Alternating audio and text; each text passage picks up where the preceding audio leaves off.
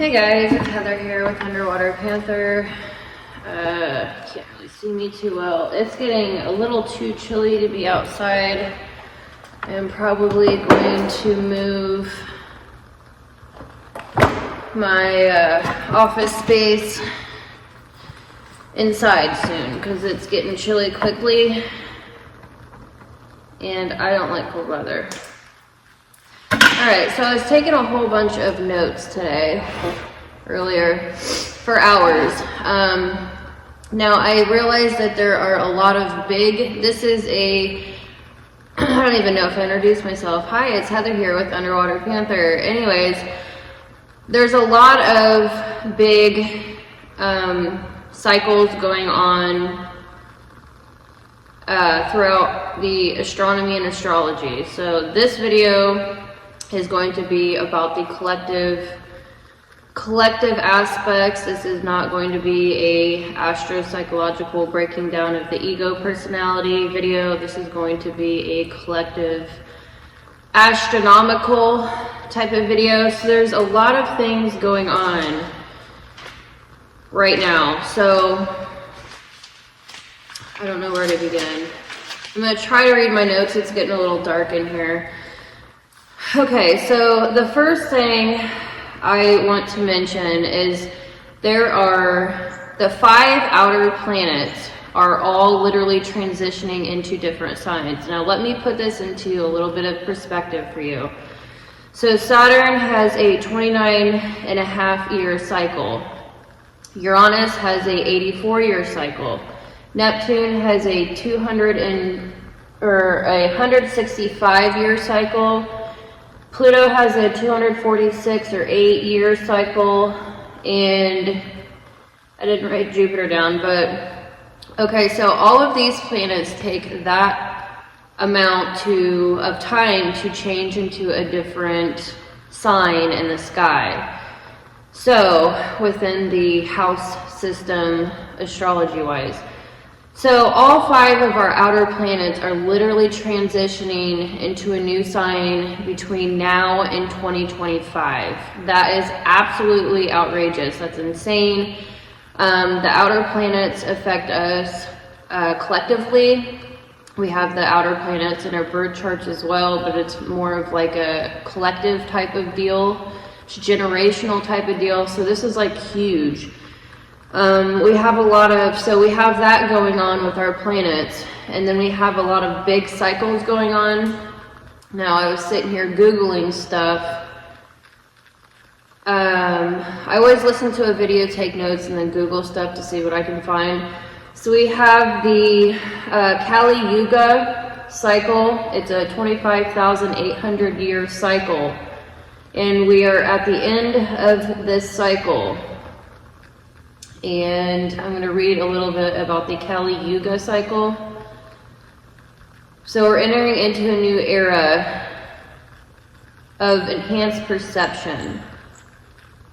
So Krishna foresaw a great period of spiritual growth and enhanced human intelligence 5,000 years before its advent.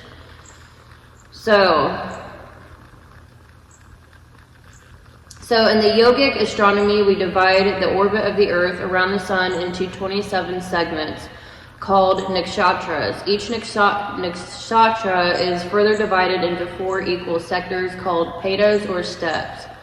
Multiply 4 by 27 and it equals 108. These 108 units mark the 108 steps that the Earth takes through space. Each nakshatra corresponds to 1/2 of the lunar orbit around the Earth. The cycles within the human body respond and correspond to that.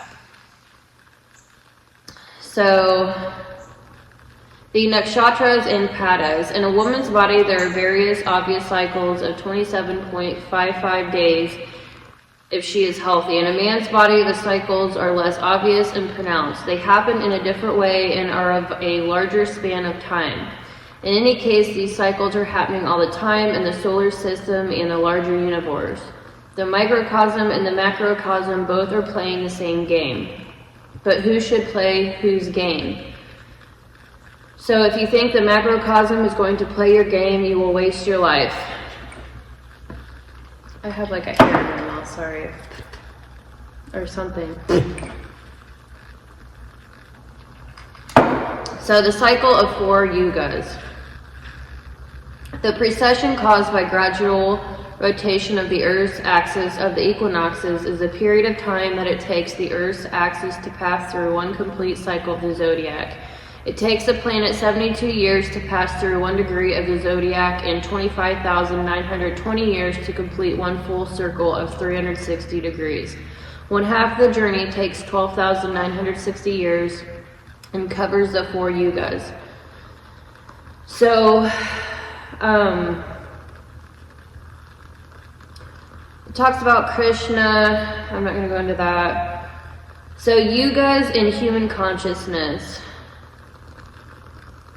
The solar system with the sun and the planets around it is moving in the galaxy. It takes 25,920 years for our solar system to complete one cycle around a larger star. From the effects upon the planet, we believe this big star or big system that our system is going around is not located in the center of the orbit, but somewhere to the side. Whenever our solar system comes closer to this big system, all the creatures living in our system rise to greater possibilities. Whenever our system moves away from it, the creatures living in our system come to the lowest level of possibility. We say this is Kali Yuga. When our solar system is closer to the supersun, Satya Yuga will begin. The human mind will be at its highest capability. People's ability to know life, people's ability to communicate, and to live joyful will be at its highest. Or in other words, we will have sensible people. Right now, the etheric sphere of the planet is raised to a certain point. There was a time when it was much higher. Now it has come a little closer.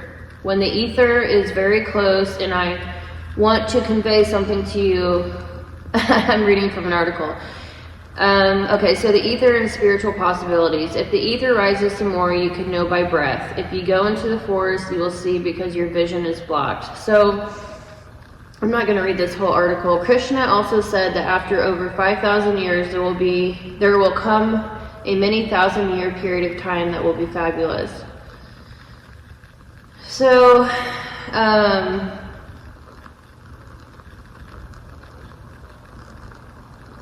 I don't know. I just thought this was interesting. I've never heard of the Kali Yuga.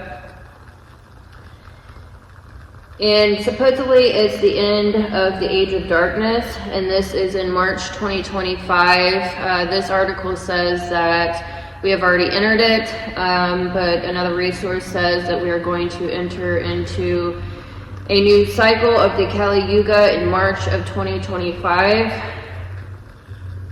And so this is like a big, huge, big historical. I mean, it's 25,800 year event.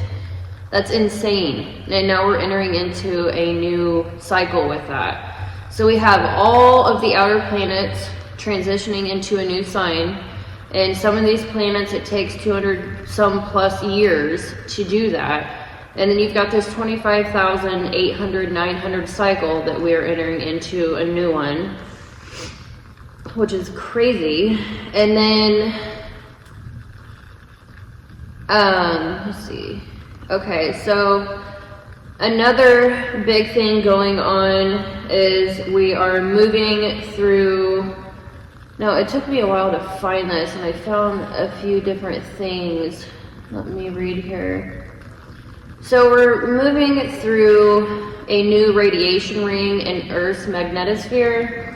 Now, it says that it's a photon belt, and it happens every 12,000 years or so. So we're moving through a photon belt that happens every 12,000 years. So this is all happening between now and 2025 to 2027. So the photon belt affects the Earth's geomagnetic. It's gravitational. Let's see. Let me figure out where I put that note at. It has to do with our magnetic and gravitational fields. Okay, so that is, I mean, we've got so many things going on. It's just absolutely crazy.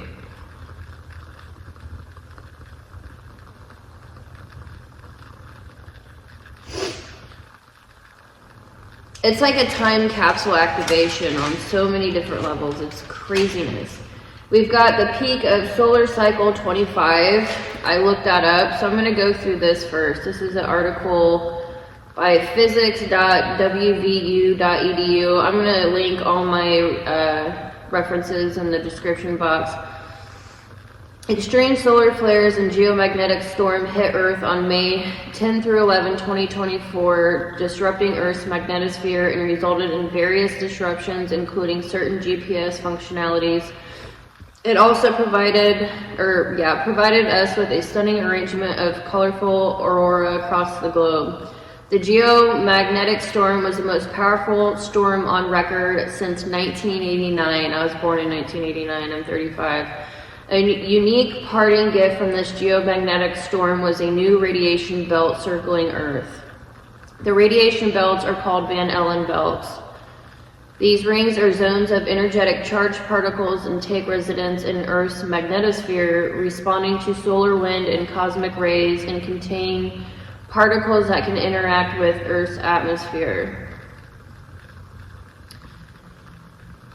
Normally there are two resident Van Allen belts, an inner and outer belt, both surrounded Earth, but following the 2024 geomagnetic storm, a third Allen belt was discovered by NASA's Colorado Inner Radiation Belt Experiment, CubeSat. This new temporary radiation ring of charged high-energy particles now circles the Earth and brings new questions forward for scientists. Scientists don't know how long Earth will have the third belt, so experts are keeping a close eye on it. That was an interesting find.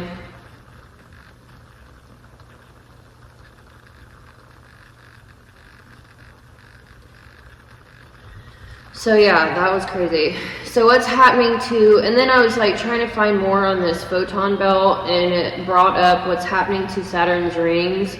While it's known to scientists that Saturn's rings are slowly, as in over the next millions of years, are being pulled into the planet's atmosphere, 2025 will be different. Saturn is transitioning. As its tilt changes, it will align the edge of its rings directly with Earth. Think of it as trying to see a piece of paper edge on from the opposite end zone of a football field. Blah, blah, blah. This event happens roughly every 15 years according to NASA. We'll cross Saturn's ring plane on March 23rd, 2025. Specifically, but there can be anywhere from 1 to 3 crossings per half orbit of Saturn. While Saturn's rings will seemingly disappear in 2 years, we won't have an entirely ringless view until the triple passage in 2038 and 2039.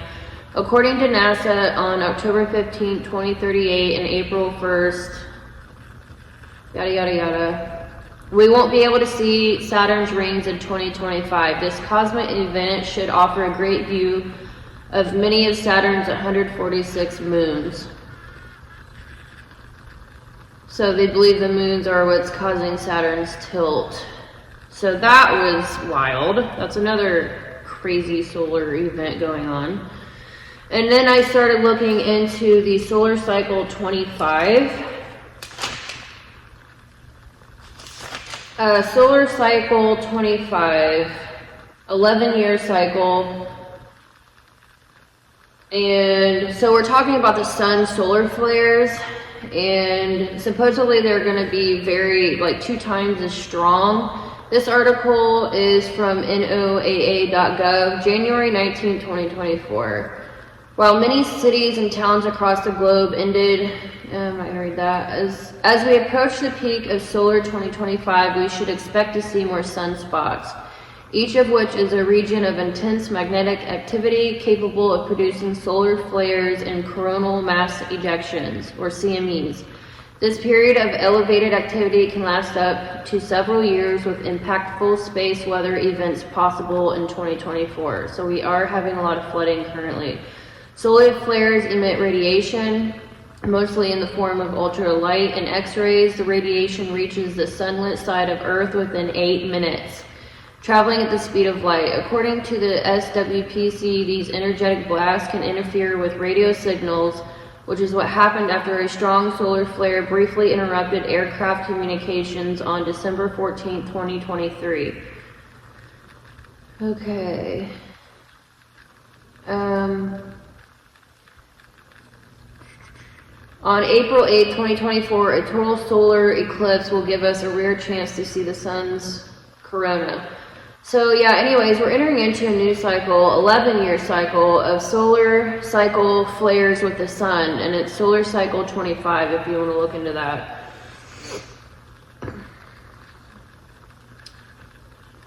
So, according to current scientific understanding, in 2025, the most noticeable change related to the magnetism and gravity will be the apparent disappearance of Saturn's rings due to their alignment with Earth, making them appear edge-on and nearly invisible from our perspective. This phenomenon is primarily due to Saturn's rotational tilt and not a significant change in its own gravity, supposedly. So this will happen in March of 2025. And it's said that it does affect our own gravitational and magnetic fields. Supposedly the core of the Earth is slower.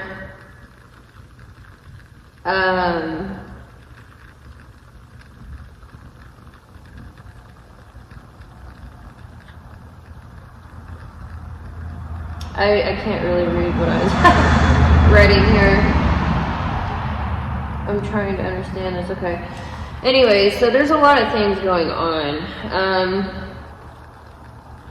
And supposedly, you know, I get into all kinds of different things here, but supposedly our chromosomes were spliced together. Now, I didn't Google that. I should have. I'm going to Google that right now, actually. Because it was chromosome 2 and 7 that was spliced together, I believe.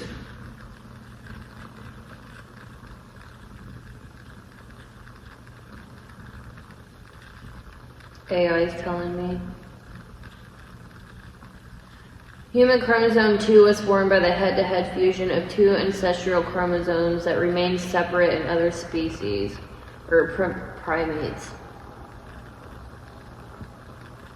I should have Googled this prior to the video. I don't know, it says chromosome 2 fusion never happened.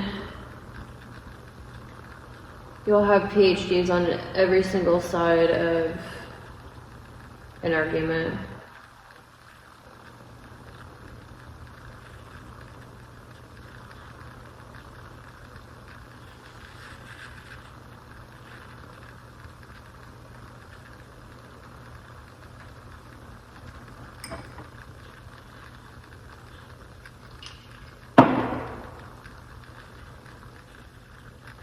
I should have Googled this, I apologize. Here, okay, this looks good.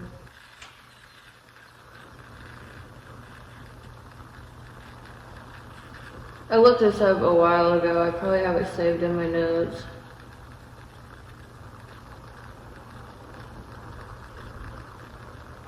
Anyways, I'm sure we've all heard this story where we've had chromosomes fused together, and supposedly with all this like astrological humongous big cycle events going on, supposedly that's going to activate more DNA genes within our DNA. So I mean, I don't know, but they say the 24th chromosome is coming back online, and that deals with intuition, psychic abilities, being able to channel, stuff like that. So, anyway. Alright, and now we've got the planets. All the outer planets are transitioning. We have Jupiter. Jupiter is transitioning into Gemini May 14th, 2025. We've got Saturn entering Pisces, March 29th, 2025. Saturn has the 29.5-year cycle. I had to go to another website to get the other ones. And then we have Pluto. Is there a date on here? Pluto is entering Aquarius. I don't see a date.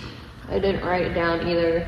So the rise of technology and the cult of scientism. Pluto is associated with the principle of elemental power, depth, and intensity, with that which compels, empowers, and intensifies whatever it touches. So Pluto in Aquarius.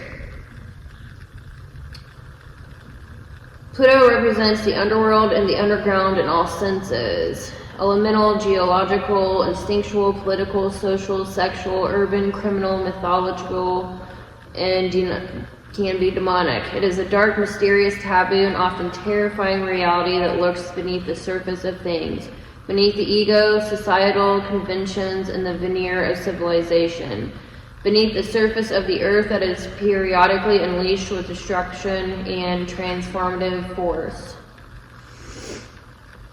Pluto impels, burns, consumes, transfigures, resurrects. In mythic and religious terms, it is associated with all myths of descent and transformation, and with all the deities of destruction and regeneration, death, and rebirth. So we've got Dionys, Hades, Persephone, Pan, Medusa, Lilith, Inanna, Isis, and Osiris, the volcano goddess, Pel, and others, the serpent power, Kundalini, Shiva, Kali, and Shakti. And that was Richard Tarnas. I'm going to link all of the sites that I am reading from in the description below. Pluto's last journey through Aquarius occurred between 1778 and 1798, coinciding with significant historical events such as the American Revolution, the French Revolution, and the dawn of the Industrial Revolution. Now, after more than 2 centuries, Pluto returns to Aquarius, heralds a new era of transformation in the realms of technology, innovation, and power structures. Groundbreaking advancements and societal shifts occurred during Pluto's previous transit through Aquarius.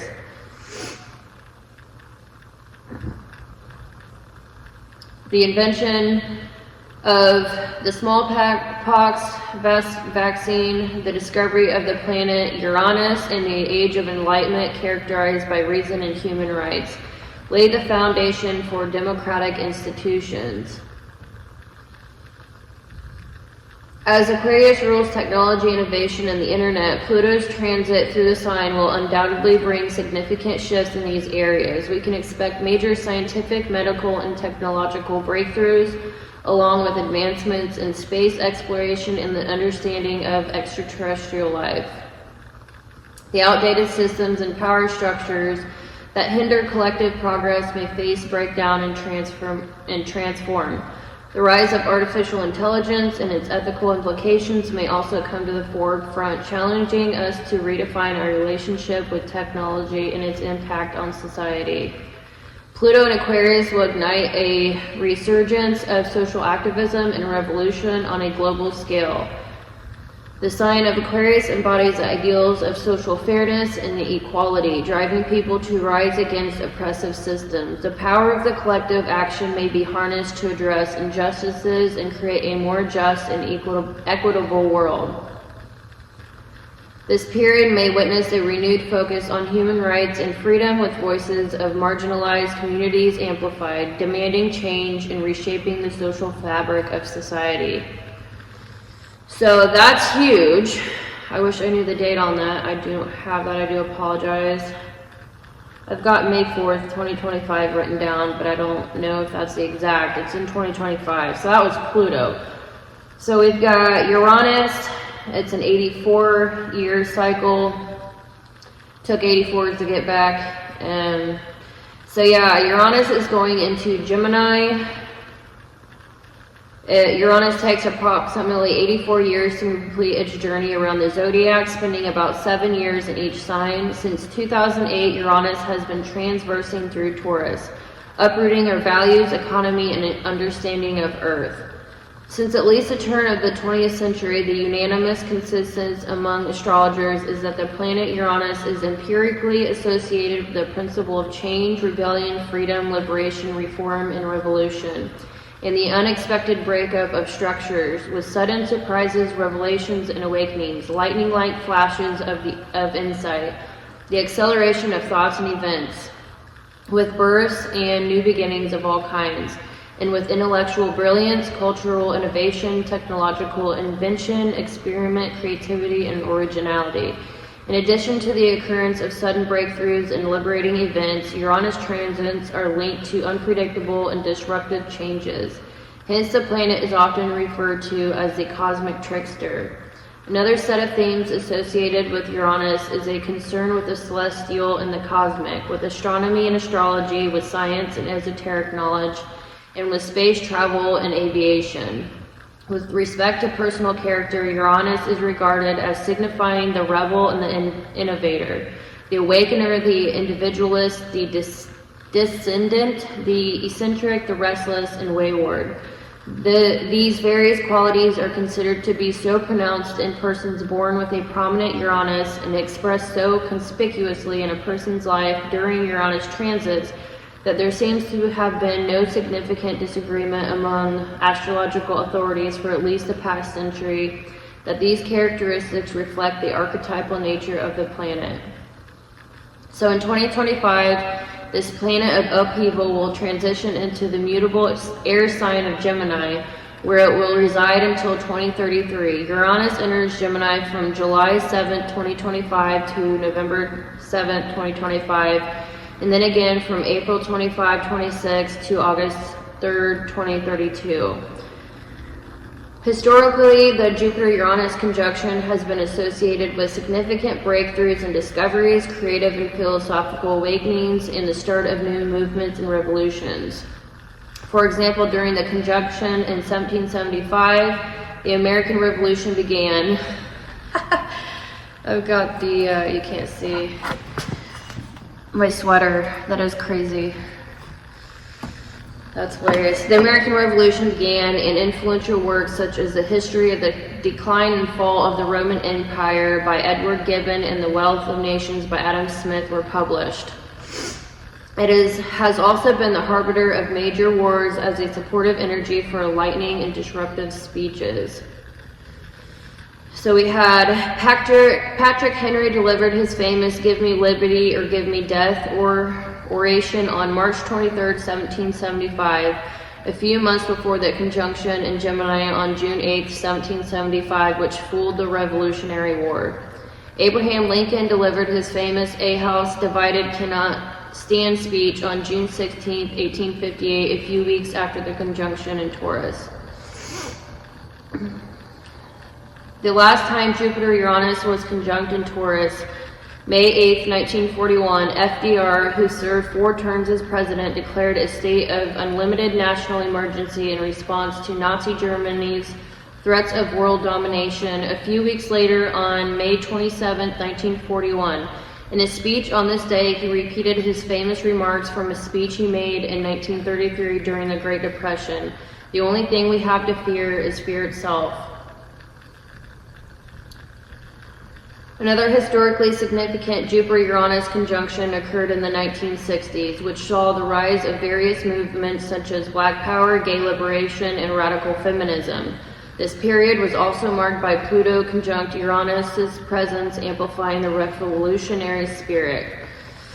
The opposition of Jupiter and Taurus in 1989 to 1990, which coincided with the conjunction of Uranus and Neptune, was a time of idealistic and often peaceful revolutions such as the collapse of communism, the fall of the Berlin Wall, and the Velvet Revolution in Prague. Uranus represents innovation, revolution, and progress. It is associated with originality, independence, and unconventional thinking. Uranus is often called the Great Awakener because its energy disrupts established norms and pushes for change and freedom. So as it moves into Gemini, Uranus will disrupt and instigate rapid change and innovation in how we think, communicate, and travel. The most recent Uranus and Gemini transit occurred from 1941 to 1949, a period marked by the after effects of World War II. This era witnessed the restructuring of the globe into new regions and territories, altering the landscape of tourism and business travel. During this phase, Uranus, the celestial body of revolution in Gemini, the sign of short journeys, dominated the global narrative. Rewinding further back to 1606, 1613, the Uranus and Gemini cycle brought forth the dawn of the scientific revolution. This period was marked by an explosion of discoveries and innovations, from the invention of the telescope to the formulation of the two laws of planetary motion. The earliest recorded Uranus and Gemini cycle occurred in 1405 to 1398 BCE, during which the philosopher Socrates began teaching philosophy by engaging people in dialogue, despite his execution for the alleged corruption of young minds. Socrates' teachings continue to influence philosophical thought even today. So yeah, this is crazy. As we approach 2025, we must consider the potential for heightened tension and conflict locally and globally. This period could also usher in an era of groundbreaking technological innovations, particularly in areas involving communication, travel, and commerce. The possibilities are endless, from developments in AI, neural networks, and quantum computing to potential breakthroughs in power generation. So now we have Neptune going into Aries. That is a 165-year cycle. So Neptune, the planet of spirituality, dreams, and intention, takes approximately 165 years to traverse the whole zodiac. This planet rules our ideals, influences values and aspirations. Its transit ushers in consciousness shifts affecting both individuals and the collective. With its ingress into Aries, the future belongs to the pioneers. Neptune enters Aries on March 30th, 2025. Neptune is associated with the transcendent spiritual ideals, symbolic and imaginative dimensions of life, with the subtle, formless, intangible, and invisible, with the unitive, timeless, immaterial, and infinite, with all that transcends the limited, literal, temporal, and material world of concretely empirical reality. Myth and religion, art and inspiration, ideals and aspirations, images and reflections, symbols and metaphors, dreams and visions, mysticisms, religious devotion, universal compassion.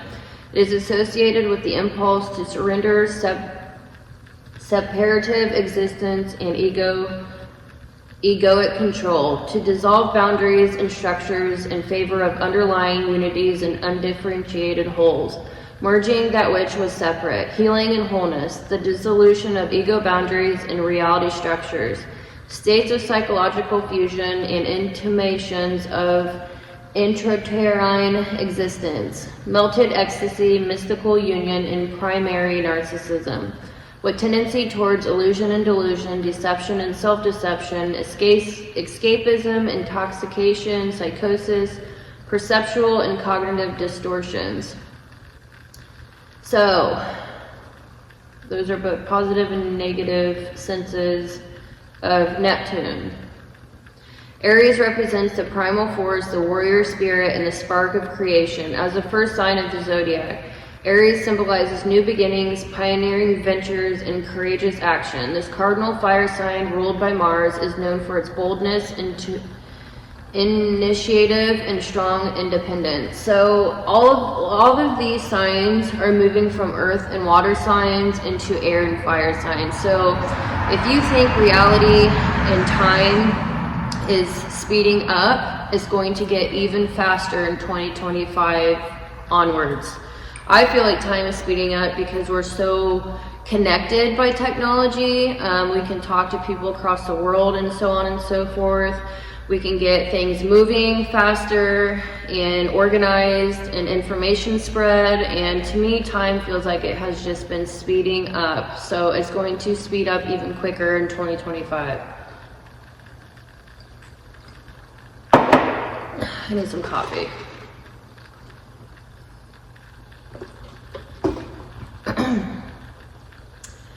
Neptune's transit into Aries signals a potent fusion of these two contrasting energies. Neptune, the ruler of the ethereal and the spiritual, plunges into the dynamic and concrete realm of the warrior Aries. This celestial dance might be polarizing, but is also potentially transformative. So looking back at previous Neptune and Aries eras, we see patterns of rebellious energy, ideological clashes, and societal transformations. Some of the most tumultuous periods in history, including civil wars and cultural revolutions, have coincided with this transit. From 432 to 419 BCE, Neptune's transit in Aries witnessed the Peloponnesian War between Athens and Sparta. This period also saw a surge in intellectual and philosophical advancements, with the likes of Socrates, Democritus, and Sophocles. Sophocles, I think that's right, leaving their mark on history. In the early modern period, 1534 to 1547, Neptune's transit in Aries coincided with the Protestant Reformation and the dissolution of the monasteries under Henry VIII. The dissolution of an entire religious structure occurred. The last time Neptune was in Aries, 1861 to 1874, the American Civil War took place, marking a pivotal moment in the history of the United States. This period also witnessed significant breakthroughs in science and technology, such as the innovation of pasteurization and the formulation of Maxwell's equations.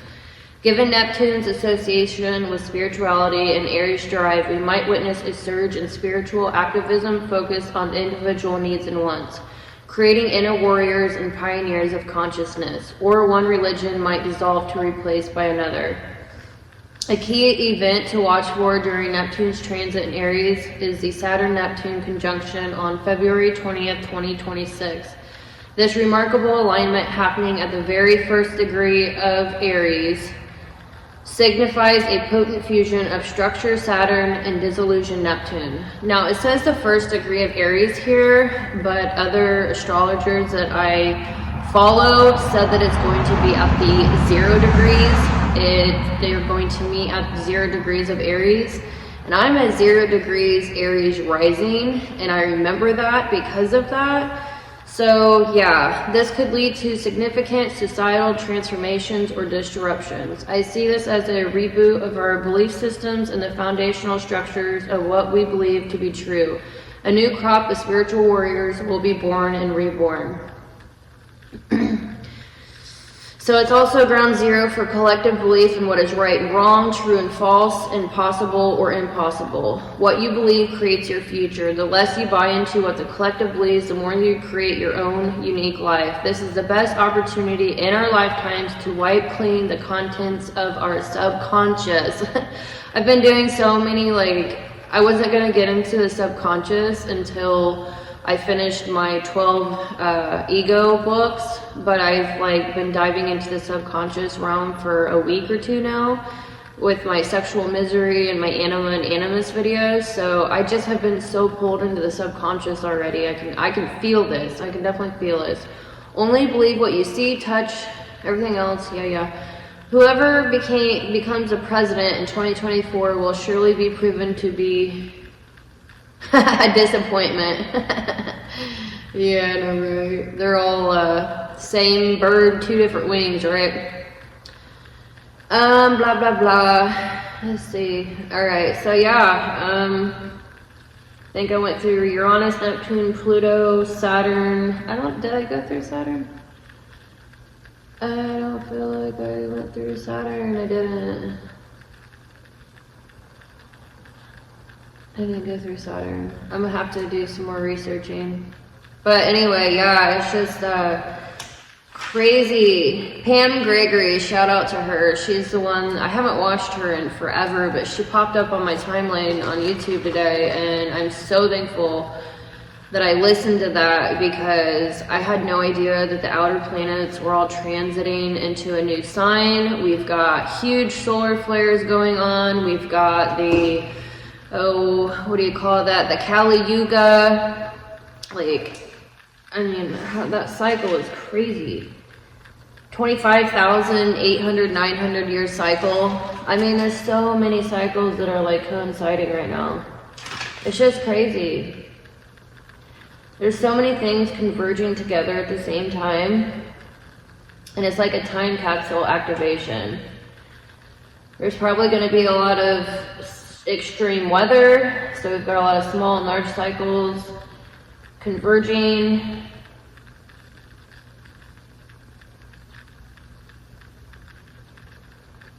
I think I went over pretty much. There's going to be a lot of DNA activations, epigenetics. Check that out if you don't know what it is. I wrote a ton. Yeah, I've got 5 planets crossing the world axis, 0 degrees of the cardinal sign.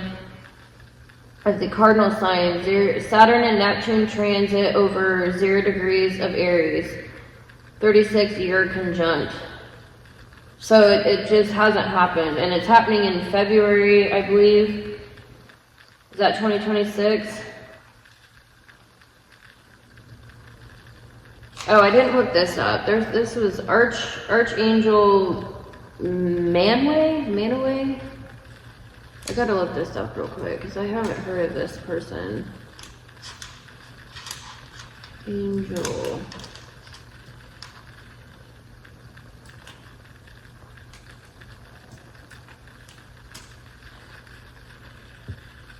Manwe. Is that it? This guy was the highest in the hierarchy. Hierarchy.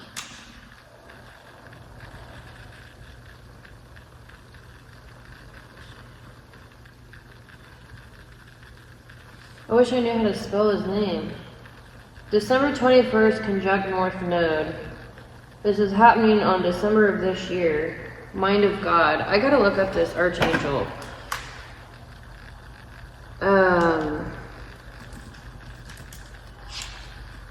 Manwe. Yeah, that's how you spell it. Manwe. Archangel Manwe. December 21st, 2024. Winter solstice.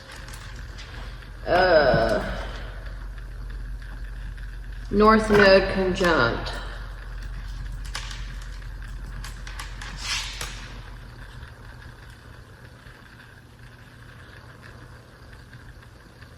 I don't know if I'm going to be able to find that on the internet. I need to know who this is. I've never heard of this angel before.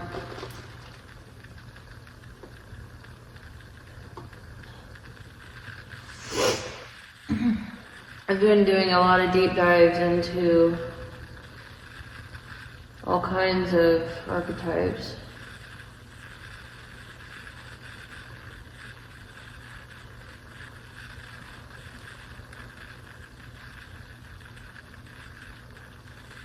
I'm gonna have to look more into this later. I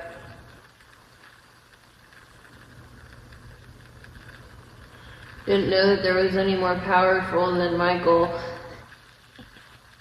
I'm biased.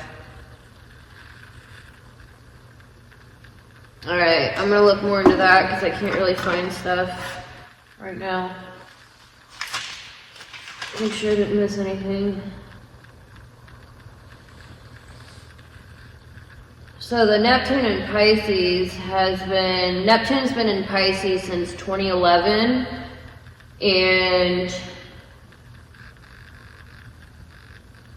Neptune is entering Aries in March of 2025. In 2011, this is wild, Neptune and Pisces. I'm a Pisces, Sun, Venus, and North Node. I literally had my spiritual or conscious awakening, mental, whatever you want to call it. I started doing a lot of deep diving in 2011, at the end of 2011. And a lot of people that I follow, like Elliot Hulse, Infinite Waters, he's a Pisces. Elliot, I believe, is an Aries. Who else?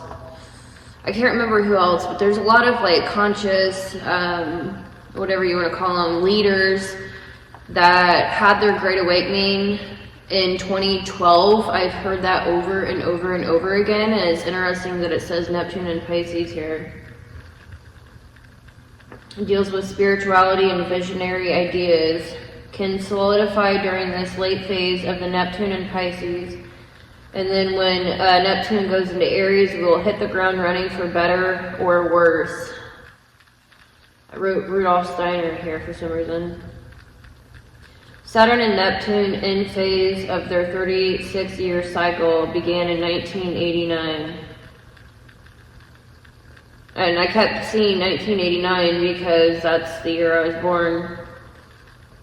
Powerful new beginning meeting 0 degrees Aries threshold in February of 2026. 1989 was the fall of Berlin Wall. So, yeah. Jupiter, Uranus, the last time we had that. It's been Jupiter, Uranus, and Uranus has been in Taurus since 2018, and it is entering Gemini July 2025. Disrupts and transforms unexpectedly. And then things that have happened when Uranus was in Taurus. We had 1969 moon landing, or no, it would have been Gemini, I believe. Woodstock.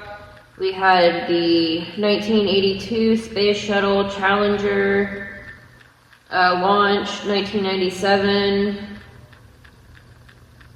The Mars Pathfinder supposedly landed on Mars, and Princess Diana died. Edward Snowden and Steve Jobs both have Jupiter and Uranus conjunct in their birth charts. I thought that was interesting.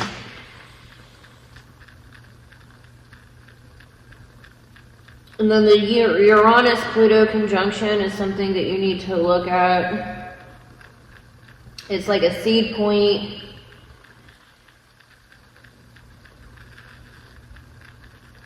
I don't know, there's something to do with the Uranus-Pluto conjunction. It's a seed point. I'm going to look more into that. So, yeah, I just thought this was all insane.